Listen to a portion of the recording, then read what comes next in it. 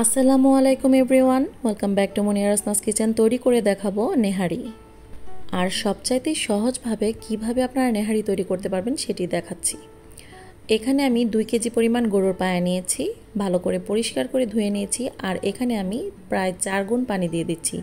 যতটুকু পায়া তার 4 গুণ পানি দিতে হবে। আর 2 স্টিক দারচিনি দিয়েছি, 6-7টা এলাচ দিয়েছি, 5-6টা লং দিয়েছি, 2টো তেজপাতা ছিঁড়ে দিয়েছি, আর 1 চা চামচ মৌরি বা মিষ্টি জিরা যেটাকে বলে সেটা দিয়েছি। এটাকে অনেকে গুয়া মরিও বলে। আর 1 চা চামচের চেয়ে একটু কম হলুদ দিয়েছি, আধা চা চামচ জিরা, আধা চা চামচ লাল মরিচ গুঁড়ো, আর আধা চা চামচ ধনে গুঁড়ো দিলাম, স্বাদ মতো লবণ দিয়েছি, আর 1.5 চা চামচ আদা বাটা আর 1 চা চামচ রসুন বাটা দিয়ে দিলাম।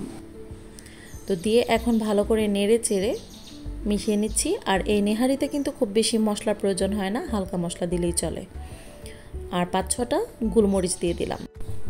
তারপর যখন এভাবে ফুটে উঠেছে তখন আমি চুলোটা একদম লো করে দিলাম। এটা 4-5 ঘন্টা জাল করলেই চলবে, আরও বেশিও জাল করা যাবে। যত জাল হবে ততই ভালো হবে। তো দর্শক, ফিরে আসছি 5-6 ঘন্টা পর। 5-6 ঘন্টা পর আমি এখানে থেতো করা পেঁয়াজ দিয়েছি। তবে চাইলে কেউ পেঁয়াজটা একদম শুরুতেই দেয়া যাবে যখন নেহারিটা বসানো হবে। পেঁয়াজটা দিয়ে আধা ঘন্টা জাল করে নিয়েছি। আর ঝোলটা যখন এরকম হবে এখন দিয়ে দিচ্ছি আমি 1 চা চামচ গরম মশলা গুঁড়ো আর 1 চা চামচ জিরা গুঁড়ো, ভাজা জিরা গুঁড়ো। তো দিয়ে ভালো করে নেড়ে চেড়ে এখন এটাকে আমি ফোড়ন দিয়ে নেব। হয়ে গেছে নেহারিটা। তো আরেক চুলায় আমি এখন ফোড়নের জন্য দিয়ে দিচ্ছি 2 টেবিল চামচ পরিমাণ সয়াবিন তেল আর 2 চা চামচ ঘি। এখন দিয়ে দিচ্ছি 3টা শুকনো মরিচ। শুকনো মরিচটা যখন একটু কালার হয়ে গেছে, ভাজা হয়ে গেছে, তখন দিয়ে দিচ্ছি 1 টেবিল চামচ পরিমাণ রসুন কুচি, 1 চা চামচ পরিমাণ আদা কুচি আর 1/4 কাপ পরিমাণ পেঁয়াজ কুচি। তো দিয়ে যখন এরকম বাদামি হয়ে গেছে তখন আমি ঢেলে দিচ্ছি এই নেহারির মধ্যে। আর এই ফোড়নটা কিন্তু নেহারিতে অবশ্যই দিতে হবে, তাহলে খুব সুন্দর ঘ্রাণ হবে, খেতে খুবই সুস্বাদু হবে।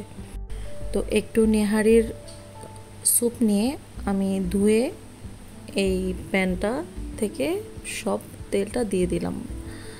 তো দিয়ে একটু নেড়ে চেড়ে এখন ঢেকে রাখবো 5 মিনিট মিডিয়াম আঁচে। তো 5 মিনিট পর ঢাকনাটা খুলে নিলাম আর চুলোর জালটা এখন বন্ধ করে দিলাম। এখন আমি পরিবেশন করে আপনাদেরকে দেখাচ্ছি। আর নেহারি পরিবেশনের সময় উপরে কিছুটা আদা কুচি আমি ছিটিয়ে দিয়েছি। তো আশা করি আমার এই নেহারির রেসিপিটি আজকে আপনাদের কাছে ভালো লেগেছে। তাহলে আজকের মতো এখানেই বিদায় নিচ্ছি। আল্লাহ হাফেজ।